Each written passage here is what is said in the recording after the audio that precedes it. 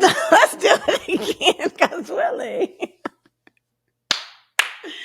All right. Hello, everybody, and welcome to F It. F It with Aikisha and Willie Cologne. Pocket. I hope everyone is having an absolutely beautiful week. We do apologize for not having an episode ready for you last week, but you know what? I was dealing with another F, and it's called the flu. And it broke me down. Y'all, I just have to tell you, I don't get as sick as often as I used to. And I think that's probably, no, I don't. I think it has used to. No, because before, like every season up here, I was getting sick. But it's something that happens to your immune system after pregnancy. I don't know if there's any, facts to that, but I feel like my immune system got stronger after I had the kids. But my sickness is worse when I finally do get sick. And I had been fighting, like you guys had colds starting from Christmas on coming into the new year. I think the kids had gotten a little bit of something first. It wasn't that bad. Like, let me just go back. When we get sick now, number one priority for me is keep the kids away. I do not like them being sick. I hate to see the kids sick. So, I think Holly or William, one of them came home with it first. And then did you get sick? I did get sick and ridiculed for it. This is me playing Here we victim. go. We're like and 5 seconds in, and here you go. Well, I'm going to use this platform to complain about the injustices I face in this home. The flu is not our F of the day, so come on with your story. I'm just saying, okay, for everybody out there, when I get sick, my wife isn't the one who's like, "Oh, baby, I'm so sorry." Yes, I am. She's like, "All right, Willie, how long are we gonna be playing this sick shit? We got things to do. We got to get to the kids. You got to do." And I'm just like, "Babe, I don't get sick often." You've been getting sick often the last couple of years. No, that's Seems not like true. your ass is sick every season. Yeah, I do get seasonal sickness. I'm talking about you've been like going out for the count, like the last. I've had COVID a couple times. Okay, which is, it's catastrophic for a lot of people. But even when I received COVID, you still gave me shit. My wife is... Well, the first time you got it, if your ass would have stayed inside, you wouldn't have had it. All right. And then you got it. Can we talk about that for a second? The first time I got COVID was one of my teammates, Troy Polamalu from the Pittsburgh Steelers. Oh, no, that was the first time. Was getting inducted. Inducted? Oh, my goodness. Get it out. Because you're talking and I'm trying to talk. Got inducted into the Hall of Fame along with my coach, Bill Cowher, who drafted me to the Pittsburgh Steelers. So it was a special moment. And it was on top of my daughter at the time. She was only 3 weeks old. Yes. I had just had her. Yes, that is correct. She was only 3 months. 3 weeks. 3 weeks, in fact. Yes. So that was a lot. But the fast forward, when it comes to being sick in this house, my wife does not pamper me. If anything, she treats it as a racehorse that needs to get back on the track. And you better stop it. Now, that particular time, because COVID was new and we were all scary, and my 3-week-old daughter got it. So I've never been that scared in my life, because at that point we didn't really have the treatments that we have now. We didn't know what was happening. A lot of people had lost their lives. So of course I was terrified. Now, after that, when you started getting sick, he goes in the first day or so. I don't get sick a lot, but I do get colds. I'm human. I get the common cold, and I bounce back from it. Lately you have not been bouncing back. That's you lay true. In that bed, and you're just, can you do this? Or can you bring me this? Or can you do something? And these kids don't stop. So I'm trying to keep the kids away from him. I'm fixing you soup. I'm bringing you tea. Then this is the kicker, y'all. He does not want to do what I'm asking him or telling him that's going to help him get better. I bring tea. It's still sitting there. I bring soup. He doesn't want this. He doesn't want that. No, stop. Don't make me body slam you on this damn thing. I do drink the tea. Body slam me? And I do have, I get, whatever you make me, I eat. That's not the fact. But when you're not feeling well, it's hard to get right to it. And on top of that, you don't even be like, "Hey, babe, how you feeling?" The first thing is like, "Willie, you okay? We got to go, Willie. In the beginning, I am very endearing and I am caring. And I'm like, babe, are you okay? Let me take your temperature. Make sure you don't have a fever. You say you have chills. I wrap you up. I do all of those things. You do not wrap me up. I do. When you have chills, I bring extra blankets. Oh, Willie, you are not going to get in front of our audience and tell a lie like I do not take care of you. Because you give me shit for being sick. Yeah, after like the third or fourth day when you sitting there and just, watching, I come in, he's supposed to be sleeping, then he's scrolling. Yeah, scrolling. through his Instagram. And then when I come in, he's like, that's not true. Oh, Willie. I'm just saying, I'm going to let you, we got to move on with the pod. Yes. But my point is, you're not the sweetest nurse. Oh, you say that now because we have the kids and you see how I am with the kids. No, it has nothing to do with the kids. Just me talking about my experience with you. There's a little hint of jealousy in there because when the kids are sick, I let them lay on my chest and I rub them. I don't want to lay on your chest. Yeah, you do. No, I don't. You do. And you know what? It kills me is that you'll be all sick, but then you still want to do it. Why do you always got to throw that in there? No, because that's what you do. So what? No, who wants your big sick ass on them? It boosts your immune system. So anyway, you know what? We're just gonna stop this right here. We last week, so it went from Willie, and then we had family to come in town for Christmas, and my niece was here, and my mom was here. So then she got it. My sister-in-law and brother-in-law had it, and their daughter, my niece, had it, and it just went through our entire family. And I did not. I was fine. I was taking care of everybody, making soup for everyone, and come last week, I just fall to the flu. Oh, okay. Did you take care of me? What did you do when I was sick? Yeah, I took care of you. Got you your medicine, got you your tea, got you some food. You didn't even want to rub my back. Keisha, because I rub your back every night. I get tired of rubbing that back and that butt. Night. So I do love when you rub my butt. Oh, God. There's something relaxing about that. So anyway, that is why we did not have an episode last week because the flu had taken us out. But we are here today, and today's F is finding. It is finding our forever love. Can you say that? Finding our forever love? Yes.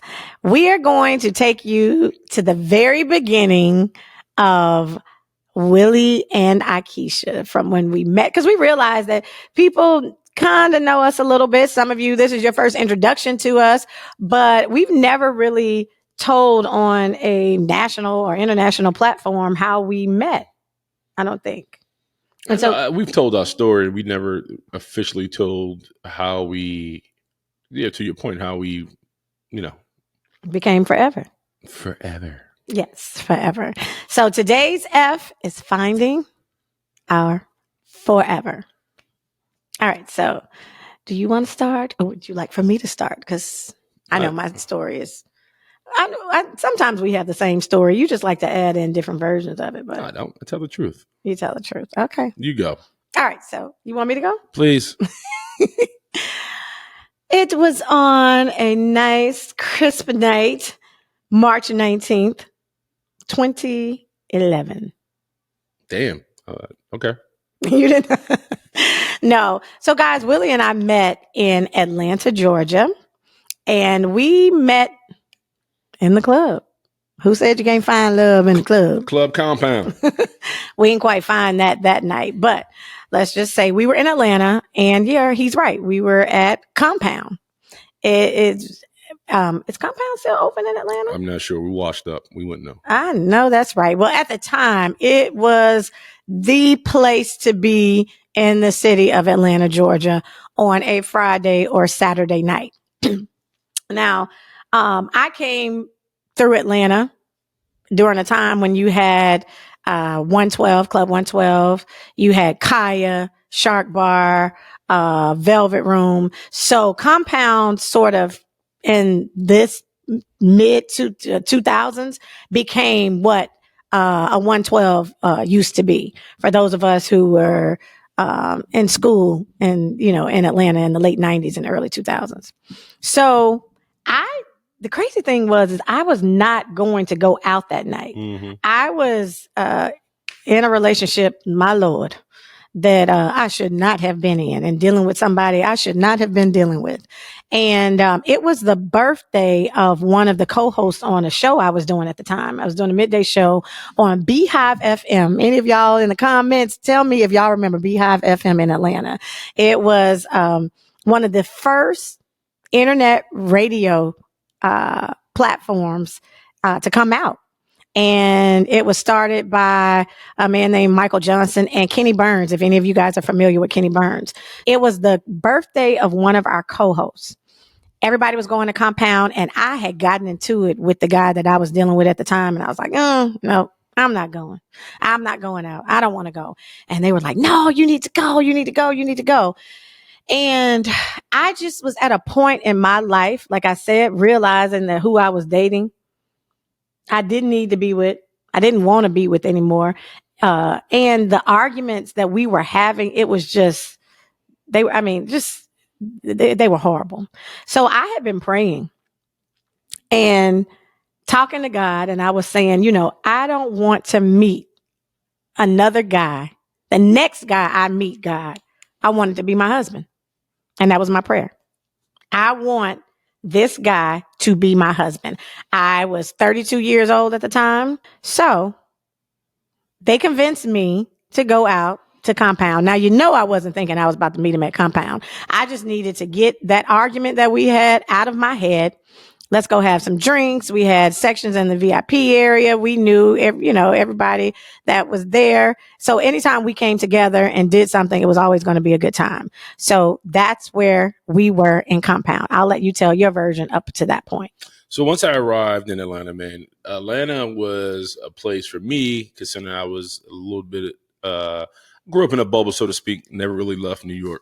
So when I got to the league, Atlanta was like this newfound oasis of pretty, rich, sophisticated, hardworking Black women who were fly and just had this whole different vibe. So I was in love and educated, excuse me. Mm-hmm. And so I was in love with Atlanta. So a lot of times in the off season, we would go shoot down in Atlanta to party and hang out and get with girls and all that other stuff. It was my buddy's birthday, right? And so we were in Compound partying it up. And I always loved Compound, had been to Compound a bunch. Yeah, so I ended up getting real friendly and real close with one of the bottle girls there. Mm. So me and her, we frequent each other at the time. So y'all were frequenting each other. I had a lot of things going on in the streets, and so she worked at Compound, and she had a table, and I was at her table with. Oh wow! I didn't realize you were at her table. I was at her table. And me and my buddies, we had a good time. Yeah, Compound was a good time. Like, anytime I was at Compound, it was going. You knew it was going to be a night. Yeah. While we were at Compound, we both were in our areas at our VIP tables or booths, if you want to call them, and the booths were shaped like U's. So our booths were next to each other. I was sitting up on the booth facing into my party and my friends, and you were sitting facing the opposite way. Yeah, the opposite. His friends. So we were back to back, but I was sitting on top of the booth, and Willie was sitting in the booth. But of course, I'm short, so me turning around, his head was to my shoulder. And after a few bottles and drinks and cocktails. Yes. And having a great time.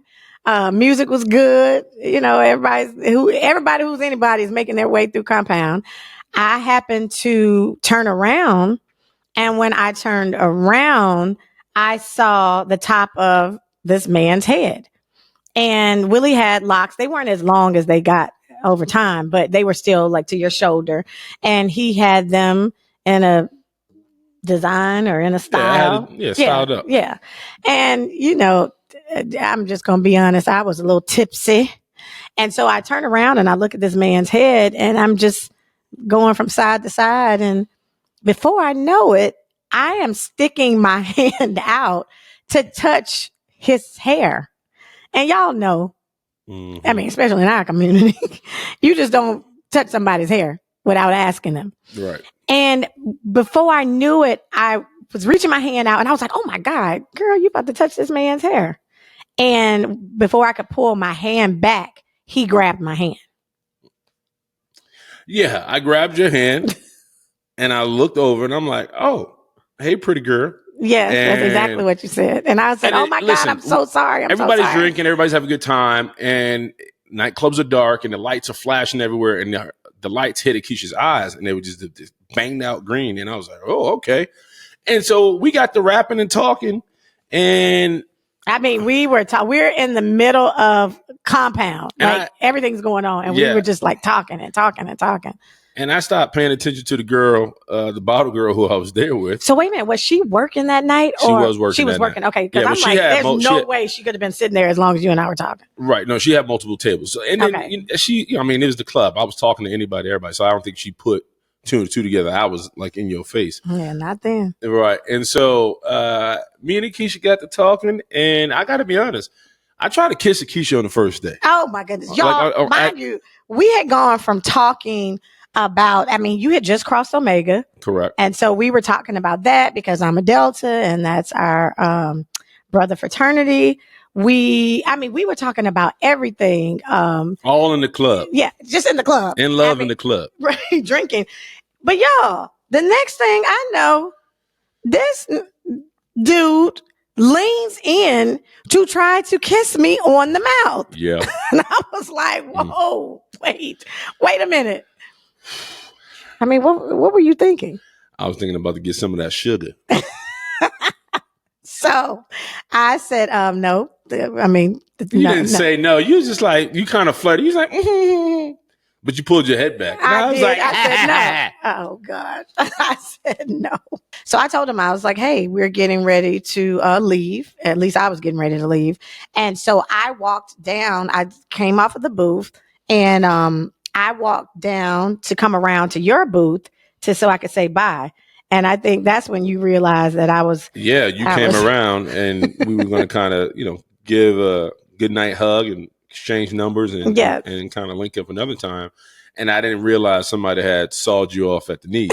Oh, and that's exactly what you said. He was like, whoa, who sawed you off at the knees? Because of the way I was sitting on the booth, you thought I was taller than I am.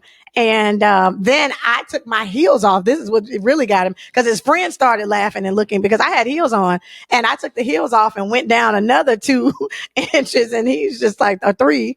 Yeah. And you were like, oh, wow. And I remember you saying, you were like, you short like my mama. I did. I didn't realize how short you were. And 2, you still didn't give a shit. You were just like, and? Yeah. Right. Yeah. So we hugged, we exchanged numbers, and then I left. So my friends and I were going to our Thomas. We were going to get breakfast. At this point, it's around maybe 2:30 or whatever in the morning. Willie told me that he and his friends were going to another club. And I was like, no, not going there. You called me back probably like maybe 30 minutes or so after that. We had just gotten into our Thomas. And you called me and was like, hey, we're not going to go here. And so he asked me, he said, what are you doing? I said, well, we're about to get breakfast. I said, you can come over here to meet us. He's like, oh, well, I'm staying at the W. You can come meet me at the W and we can eat breakfast there. What? I said, no. I'm not coming to your hotel to have breakfast. He's like, oh, no. The W has great breakfast. Really good breakfast. I don't know if I've been to the W before. The breakfast is okay. It's absolutely good. Delicious. Yeah. And I said, well, no, if you want to, eat, you can come meet us at our Thomas, but no, I'm good. And so then it began. I finished up the breakfast at our Thomas and he calls me back and he was just like, oh, well, if you finish with breakfast, you can just stop by. I said, no. Maybe we can meet tomorrow. What? Finish the story. And then he comes, he's like, well, no, I wanted to see you again tonight. You can, just come by the room. We can talk. And I said, after a little bit, I'm like, okay, listen, I'm sorry. I am not coming to your hotel room. At this point, we're like 3:45, almost 4:00 in the morning, because I don't plan on fucking tonight. Mm-hmm. And there's no reason. He was like, no. I'm just saying no. We can talk. We had such a great conversation.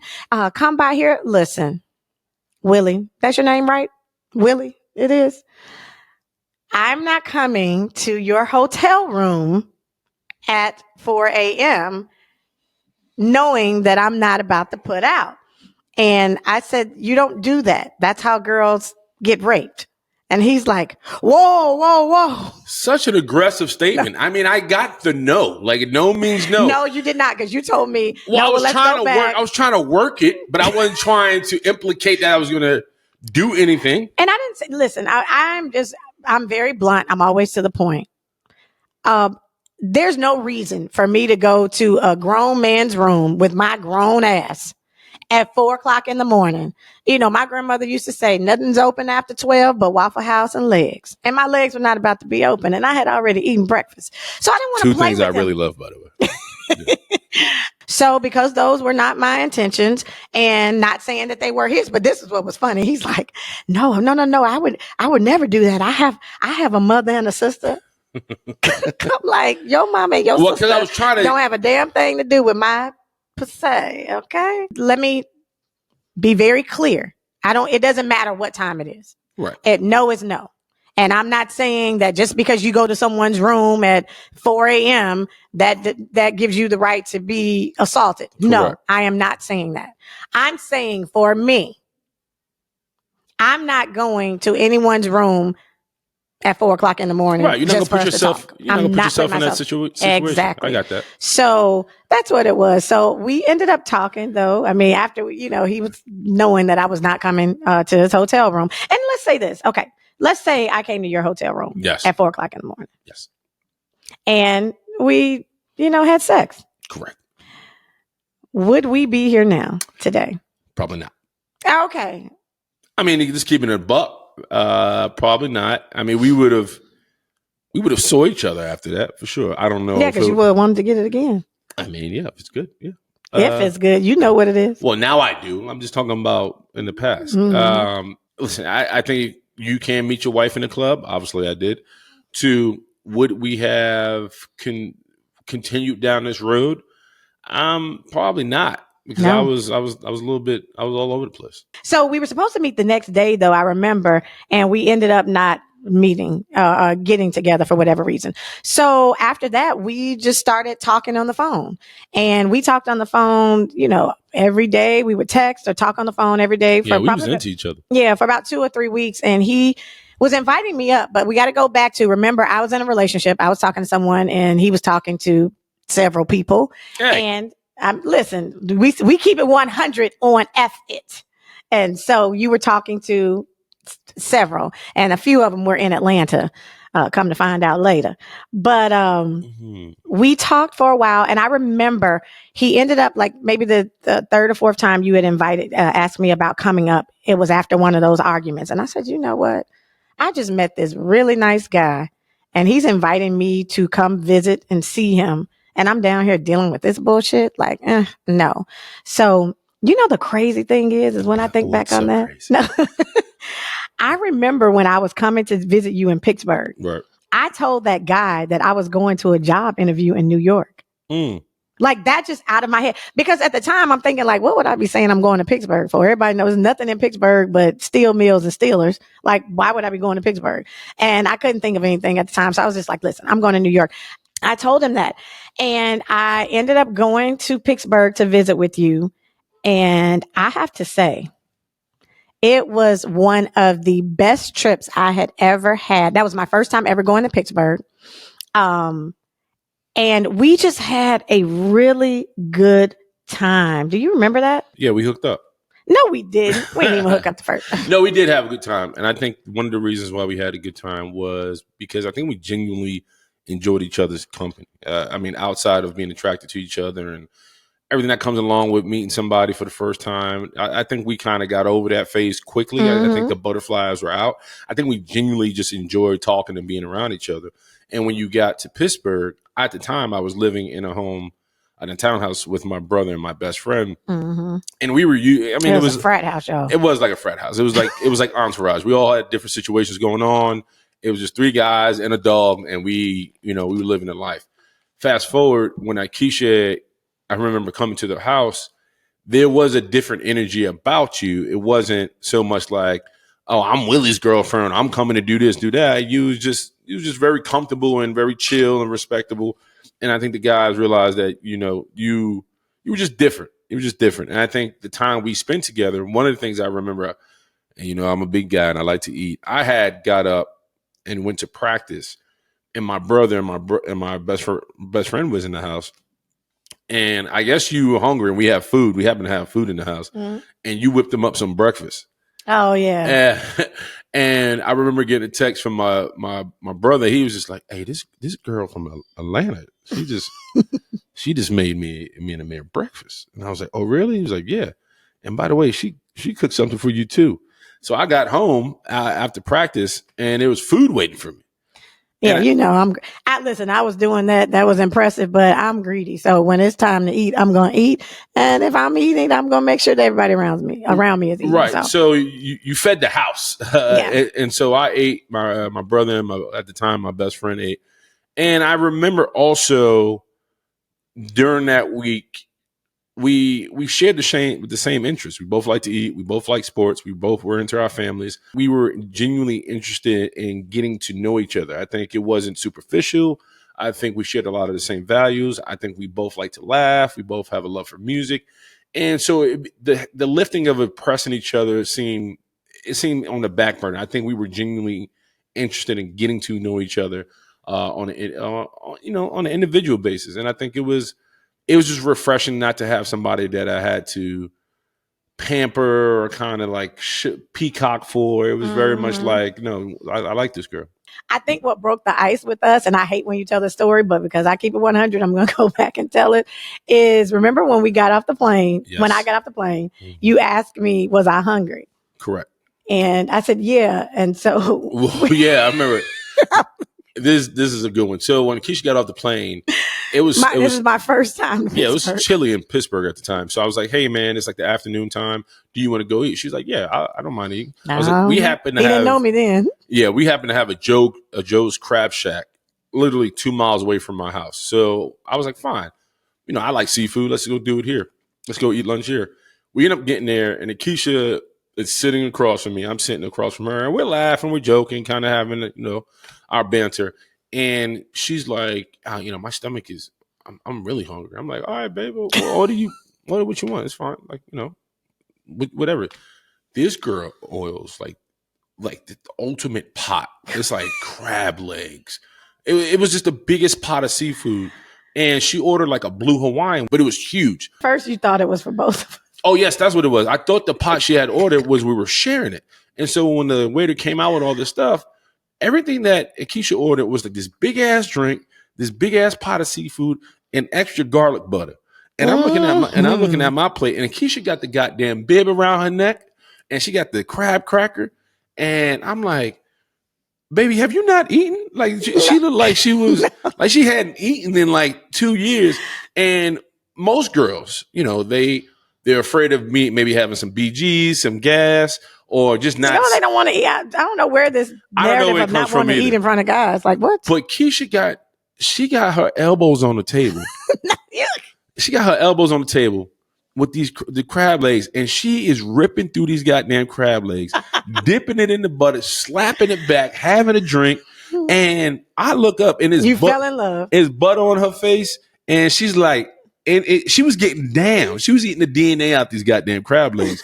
And I'm saying to myself, all right, what happened to the sweet little Southern girl? Because you look like a savage in this goddamn pot. And it was a funny moment because I felt, at first I was just like, goddamn, this girl's hungry. But at 2, I really felt good because I could tell that was you. You was genuinely, you were hungry. It'll always be me. You were comfortable with me. You wasn't trying to put on. I'm like, no, I don't want to eat none of that bullshit. Like we was having a good time. We was drinking. We was eating. And that really kind of broke the week. Because I was only supposed to be there for like 2 days, 2 or 3 days. And I ended up staying the entire week. I got there. I just remember it was on a Tuesday. Which doesn't happen, by the way. Yeah. Well, for a guy that was used to flying them in. Having a rotation.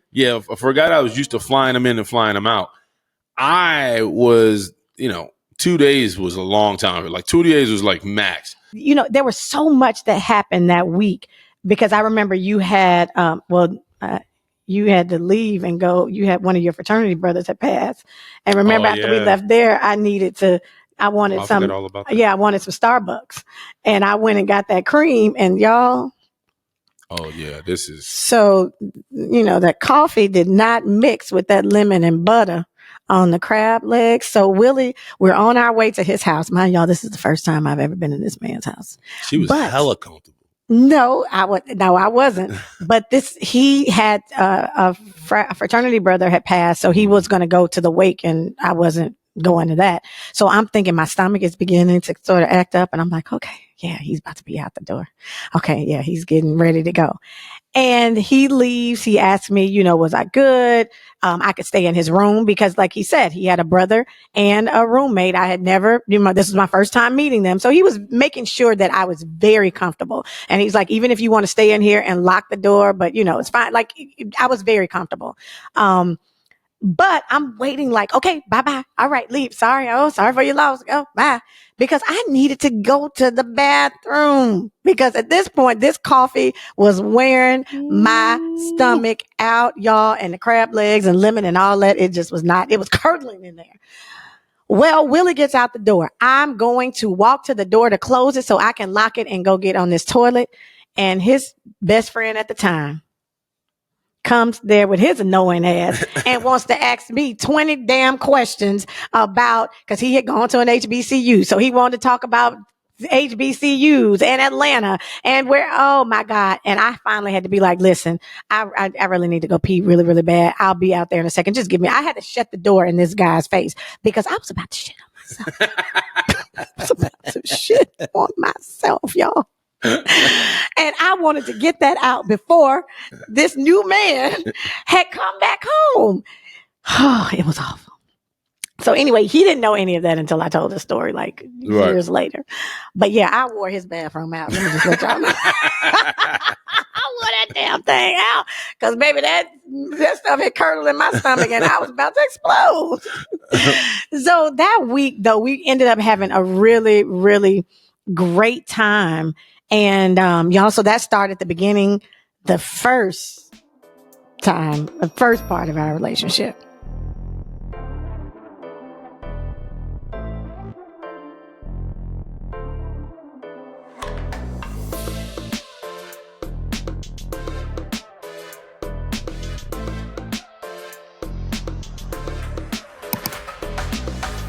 So I was going, flying to Pittsburgh. He was coming to Atlanta. He surprised me in Atlanta one time, just, showed up. I'm thinking, okay, God, you have answered my prayers. Y'all, won't he do it? Won't he do it? Won't he do it? When I got back from that first trip to Pittsburgh, I called that guy. I was like, listen, I'm not going to be able to do this. You need to find somebody else to fight with. Call your mama, but it is not me. And he, we were going back and forth. And I was like, I just want to come get my stuff. He's like, I'm not bringing anything. And going back and forth. I was like, look, my line sister lived down a couple of houses down from him. I said, all I want you to do, you can keep all that shit. Just put my grandmother's pan outside of your door because I had gone over there and cooked some stuff. And I had left my grandmother's pan over there. And I wanted my grandmother's pan back. So I was like, put that on the front porch. I sent my line sister down there to pick that up. I did not see that guy from that point because God had answered my prayers. And I think that I needed something like what you and I had in the beginning in order for me to pull away from that. And so the next couple of months, y'all, I was in Willie heaven. He was meeting parts of my family and we just had a really good time. Yeah, I mean, as far as me and the bottle girl, we continue to talk. Yeah, oh yeah, they can. Oh, we're gonna get there. Oh, yeah. Oh, okay, okay. So no, I just want to say before it gets rocky. Okay. Before we get to the sauce, I was very much going through a lot. You gonna give a disclaimer? No, I do because I was going through a lot. Okay. I was in the process of really doing what Willie wanted to do for a chance. And on top of that, I really, really liked Aikisha. I knew I liked her more than the other girls I was involved with because she allowed me to be Willie. She didn't, the whole Steeler, the pro thing. I mean, obviously that's great for the resume, but when I was talking to her, the level of vulnerability she allowed me to have with her felt very refreshing. It felt new, and it also felt real. Like, man, I'm talking to somebody that sees me and doesn't see the title was everything for me. Yeah. So in my mind, I'm like, oh wow, okay, this is it. So we get through April, and a little backstory. Willie both of us had been in serious relationships, and we had that one relationship that our families and everybody felt like, okay, this is the one. And we both had left those relationships and moved on, but our families hadn't quite moved on. And by the time we met, mine had moved on before his had, from those previous relationships.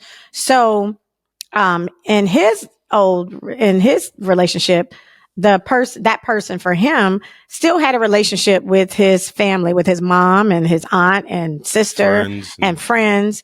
And that wasn't a problem for me, but I didn't, because we were so new, I had not began to build those relationships with them. So as far as everybody knew, it was kind of like they were on a break and eventually they will end up back together. That's the way it felt. But at the time, I didn't know any of this.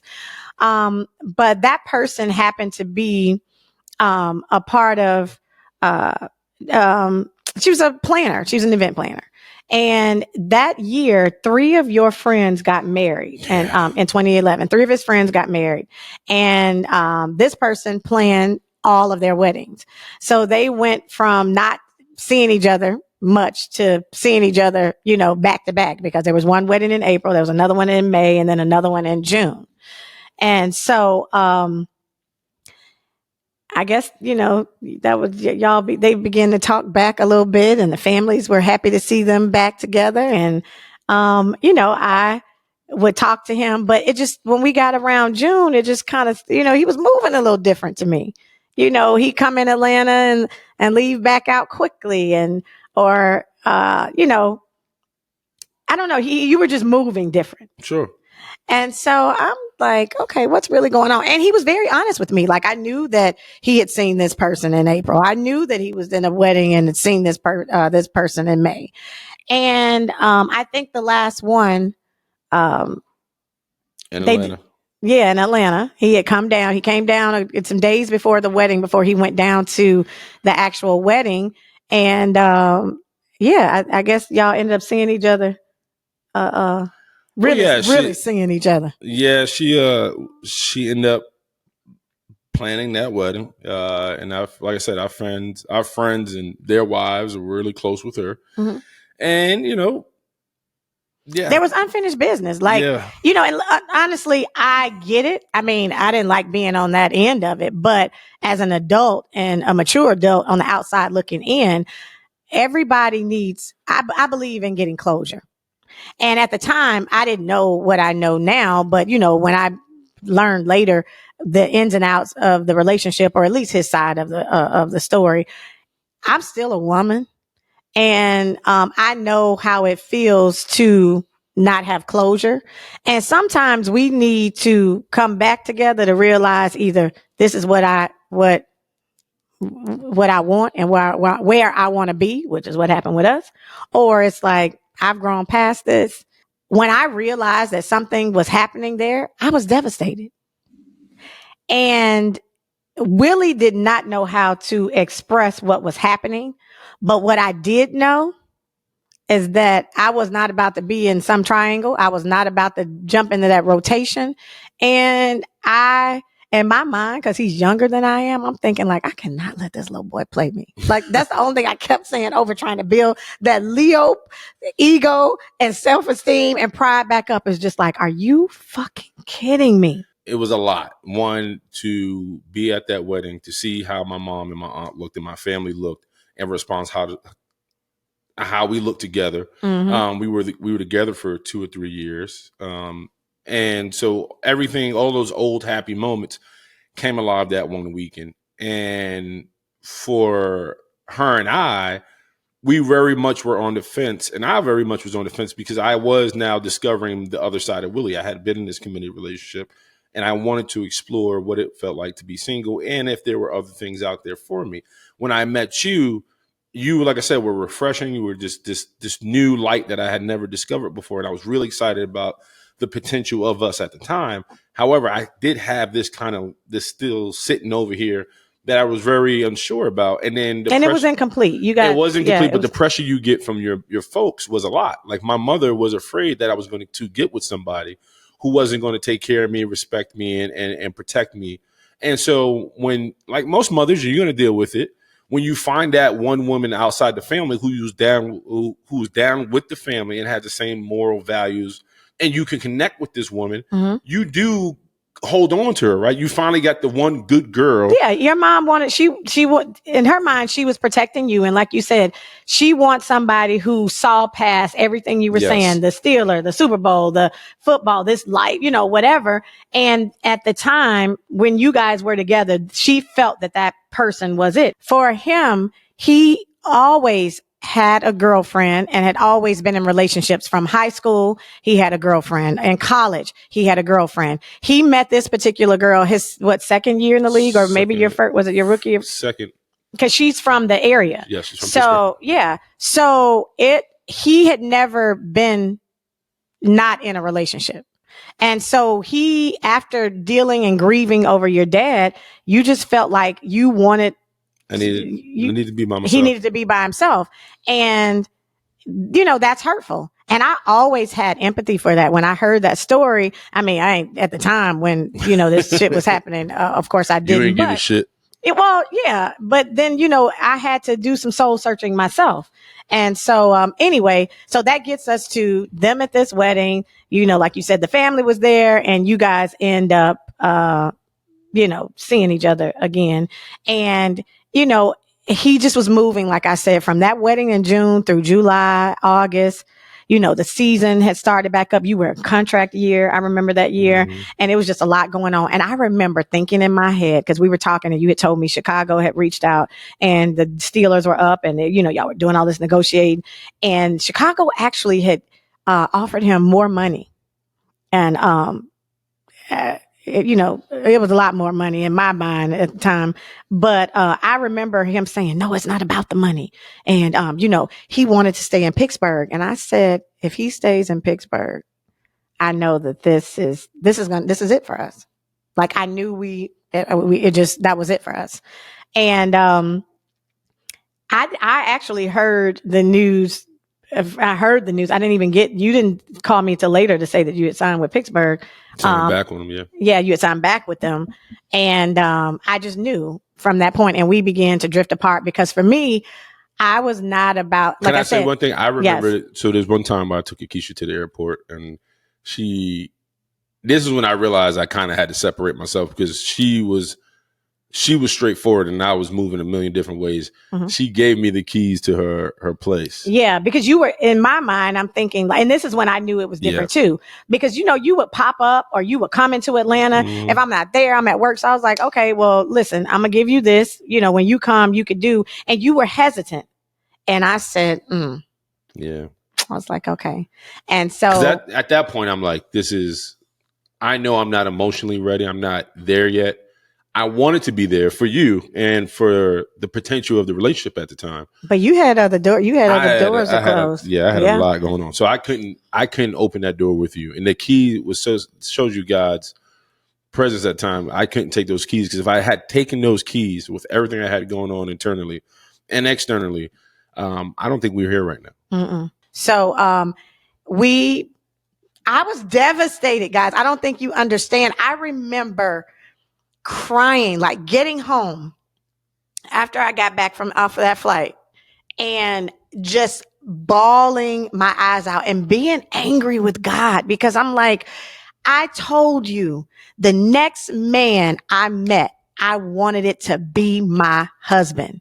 You send me this amazing, wonderful man. Literally, I met him maybe a week after that prayer. And this is what happens. Mm-hmm. Like, it really was devastating to me, and it was questioning my faith. It was questioning everything, because at this point I'm going down line. Like, I'm a good person. I've done this. I mean, like, you normally answer my prayers. So why would you bring me this man when I told you I wanted to meet my husband? But see, God is God. Woo! He is God, baby. And so we did not talk from that point. October was our last time speaking. I remember you had come to Atlanta. And that was our last time talking. And we didn't talk from October of 2011 until, like, every once in a while. Now, y'all, he was doing this. So I think, you guys tried to, with that relationship, y'all tried it back, and then you realized that wasn't it. I don't think we tried it back. I think we were just, I think she realized I wasn't the same Willie either. Yeah. And so she just said, yeah. And she had some sense to her too. And said, we're going to have to let Willie be for the streets. Well, no, I don't think I ever told you this. I think she flat out told me one time she had came to the house, and, we were talking or whatever. And, we were about to get intimate, and she started crying. And I was like, what the hell's wrong with you? She was just like, I don't trust you. Flat out. And I was like, what? She's like, I do not trust you. And it goes to kind of, it's funny that you said, she's like, the way you're moving, the way you're doing things right now, I do not trust you. And I was like, I don't want to, this ain't it. Yeah. At the end of 2012, I was studying for the LSAT at the time, because I was thinking about going to law school. And I remember getting a text or something from you, and you were asking how I was doing. I was telling you what I was, that I was studying for the LSAT. And so the day before my test, you sent me this message. It was like late night. He was saying, good luck on your test. I hope you do well, and da, da, da, da. And I was like, oh, wow, that was really nice of him. And of course, the feelings were still there, because the crazy thing was, I did not understand why I could not get him out of my thoughts or out of my spirit. Now, all of 2012, I wasn't reaching out. I wasn't calling him, but I would think about him at the craziest time. I start dating somebody else. I would be on a date, and I would see something, or see the Steelers. Something would come up, and I'm like, oh, I wonder what the guy Willie is doing. Or, I mean, y'all, look, honestly, he would pop up in my mind when he should not have been popping up in my mind. And so a day or so passed. And at the time, this is when Twitter, well, I think we were over MySpace, but we were in Twitter was up. And somebody ended up sending me like a link or something to an event that happened in Pittsburgh. It was called Steeler Style. It was a fashion show. And the Steelers come out this fashion show. They model, and also with their significant others, their wives, their fiancés, and their girlfriends. So I look at the date of it, and the date of the show was the night that I got this text message. And so I was like, oh, well, I'm flipping through the pictures, and who comes out on the stage holding somebody's hand? It wasn't that girl. The girl that we were talking about, the ex, she had good sense like me. So she had gone on about her business. This was a new chick. Mm-hmm. Mm-hmm. And I said, whoa, like the guys, they only brought like the main squeezes on that stage from what I was hearing. So you have a entirely new girlfriend, but you still texting me, giving me all these well wishes. Oh, I was over his ass. Oh, y'all. Mm-hmm. So I send it to him, and I said, oh, congratulations on the new relationship. Y'all, it took him probably about 48 hours to text me back. What were you trying to? What was it? You trying to figure out what you were going to say? Yeah. What was I going to say? Because that was the night. That was the night of the show. So that means you text me with that girl either sitting beside you or laying beside you. I remember that text. I was sitting in the bed. Oh my! She was laying next to me, and I remember looking at her like, "This ain't it. This ain't it." And that's a cold feeling, man. When you can't force. You can't force what doesn't belong there, right? Like as far as love and like finding that. And she was, and I knew it, she's a pretty girl, and I was, excited to have this pretty young thing next to me. But I remember saying to myself, and you were in my spirit. And so I was like, while she over here sleeping, let me see what Aikisha up to. But y'all, for me, I was just like, oh, hell no, again. I don't play that. This is my number one, number two, number whatever. Mm-mm. So when he finally responded back and was just like, oh, yeah, this, and that, I was like, oh, well, good for you and her. Because what we're not about to be is talk about going to be friends and we're going to sit up and talk about what you got going on and what I got going on. We're not doing that. So, yeah, please don't reach out to me anymore. Thank you. Mm-hmm. Mm-hmm. So we get to January of 2013, and you did. He reached out to me and he told me on January 13th, 2013, that was the centennial of my sorority, Delta Sigma Theta Sorority Incorporated. That was our 100th year anniversary. And he sent me a happy anniversary. And so we talked on the phone, and I told him, you said you were on your way to Hawaii. You were going to Hawaii for Pro Bowl. Yeah. Mm-hmm. And so he was trying to like tell me a little story about something, and the girl was mad. But hold on. And what we not about to do is sit on the phone and you get to telling me about something with you and some other girl. So, okay. Have a safe trip. And yeah, I'll talk to you later. Bless your heart. Yes, bless your heart. But get the hell on. Mm-hmm. So we got to February. And every year I fast, and we are actually this is going to be one of our F's coming up next week. But this particular year, I was back in front of God on my knees, and I said, Lord, I always give up, about 4 to 5 things I put on the list during this fast, and I do the Daniel fast. And number 5 on that list said Willie Cologne. And I said that because I wanted to just get him out of my spirit. I did not want to think about him in the ways that I was thinking about him. And like a day or two after that, he texts me. And I'm like, okay, Lord, now listen, I don't know if this God or this devil. I remember starting to cry, like, wait a minute, what is happening? I was working at an attorney's office at the time, and the lead attorney was my sorority sister and friend. And so I ran into her office. I shut the door. I show her the phone and I start crying. I'm just like, I'm doing this fast and I'm telling God that I want to remove Willie and da da da da. And I was like, he's texting me. And so everybody knew, because at this point I had been fasting for years. And she looked at me and she said, well, Aikisha, you said that you wanted him to be removed from your spirit. You didn't tell God to remove you from his. Mm. And I said, yeah. I said, but what if this is God testing me? And so I went home and I got completely naked, because when I'm praying, I get naked. I come to God the way he brought me into this world. And I go in my closet and I'm praying and I'm praying. And so I go back and I respond back to the text after I prayed. Because I was about to say, like, listen. And so you asked me, you said, what, is your email still the same? And I said, yes. And he was like, oh, okay. And so that was it. So I'm thinking, like, what in the hell? Well, we get to Valentine's Day and he sends me an email, and it was like an e-card. And he said, I love you. I miss you, or something. It was like a little teddy bear and bouncing all over the thing. And and I'm like, oh God. Okay, now wait a minute. What? Mm-hmm. And so I thanked you for the card, but I didn't say anything. And so we went through there. And then I remember, like, some weeks or so passed, and I was like, I'm not calling him. I'm not reaching out to him, because God, I told you I didn't want, I wanted to remove him from my spirit. And I remember something, you were just on me, and something said, call you. Like, I went through the entire day and it was like, call you. So against my better judgment, I pick up the phone and I call you. Well, it rang and it went straight to voicemail. And I said, you know what? That's what you get.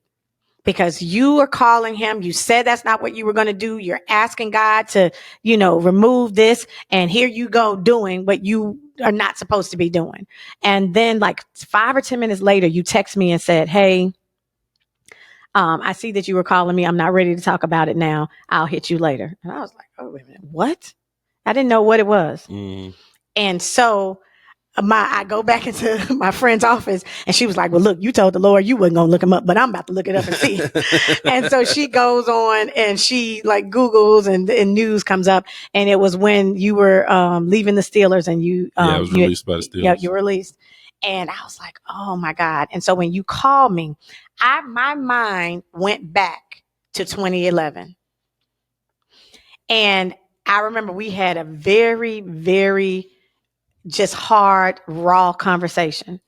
And I was telling him, I listened to you and you were just like, I wanted to be there and this and that. And I just listened to everything that you were saying. And I just, God put it on my heart. And I told him, I said, Willie, you don't listen. You do what you want to do when you want to do it. And you have not taken time to sit still and let God help and guide your decisions for you. God was trying to remove you from Pittsburgh 2 years ago. I knew going to the Bears at the time, an organization that wasn't winning, that didn't have a lot going on. I wasn't ready to take on that type of challenge. And I felt like my home and everything that I had built was in Pittsburgh, and I wasn't ready to let that go. I felt like God was trying to get his attention then. And that's what we talked about. God was getting his attention then, and Willie did what Willie wanted to do. And look, he had his reasons. He felt that's what was best for him. But sometimes we have to move when God tells us to move. And it takes a lot. Like that's what fasting does for me and both of us now, because we both do it. It allows us a chance to be still, have discernment, and listen and know the difference between our voices and God's voice. So after we had that conversation, I remember you told me, you were like, you've always been 100 with me. You always say the things that I don't even want to hear. Mm-hmm. And so, we hung up. It was a great conversation. And it really, first of all, wasn't unemployed even 24 hours. Because after we got off the phone, the same day that he was released, he called me back later on that evening and said, hey, I have a interview tomorrow in New York City with the Jets, and I'll call you back and I'll let you know how that goes. But before that, you had told me that you were going to be coming to Atlanta that weekend. I think so, yeah. Yeah, you were coming to Atlanta that weekend. Mind you guys, this was March again. It was the same weekend that we had met 2 years prior in 2011.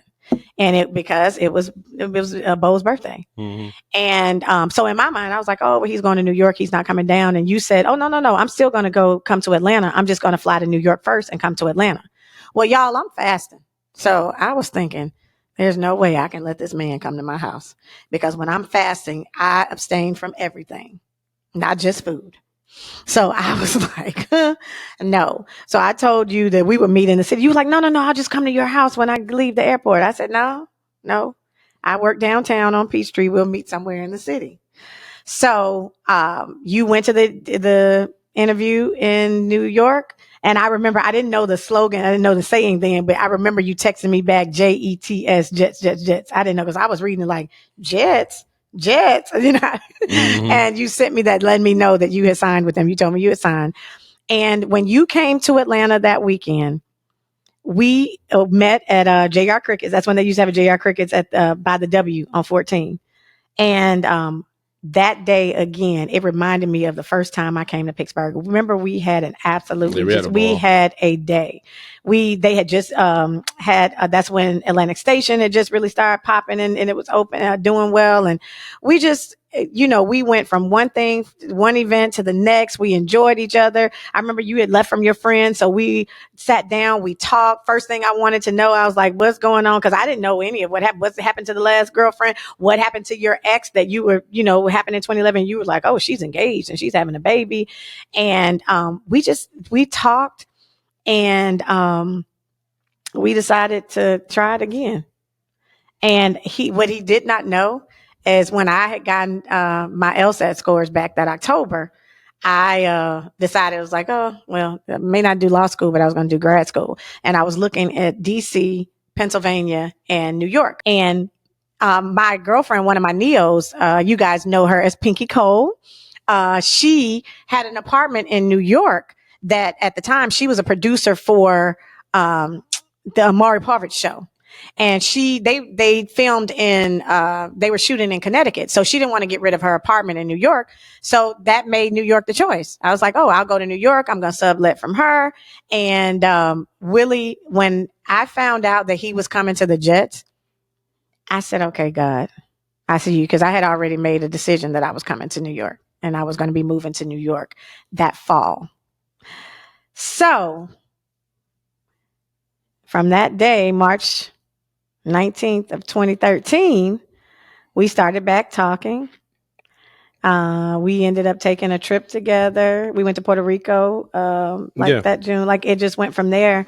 And Willie had a lot of unfinished business that he had to close up and finish up and and take care of. But I knew us coming together, being in New York at the same time, we had not done that. We dated, when he came to Atlanta, we were together. When I went to Pittsburgh, we were together, but we had never dated in the same city at the same time. And so I felt like we're going to give this an honest shot and an honest try. We ended up coming together and enjoying it together. Yeah. And here we are 12 years later. And there's more after that story, but for time purposes. Yeah, what's more after that? No, I mean, a lot happened. Well, whatever. Yeah, well, I mean, all of the good stuff has been said. Right. Yeah. No, I mean, we'll put a little more. I know the little sauce you're talking about. I was gonna have to beat up one of your little girls. But anyway, guys, I hope you enjoyed this story. I hope we didn't bore you to death. If you liked it, please press click like, subscribe, put a comment at the bottom. Any questions, please throw in the comment section. We will answer. Yes, we will. Thank you so much for joining us on F It with Aikisha and Willie Colon. And today, like we said, this week's F is finding our forever. And so it's forever. Forever. Give me your other hand. Oh, which hand you want? I want that hand. Oh. I love you. Love you too. All right, y'all. Have a good one. Peace.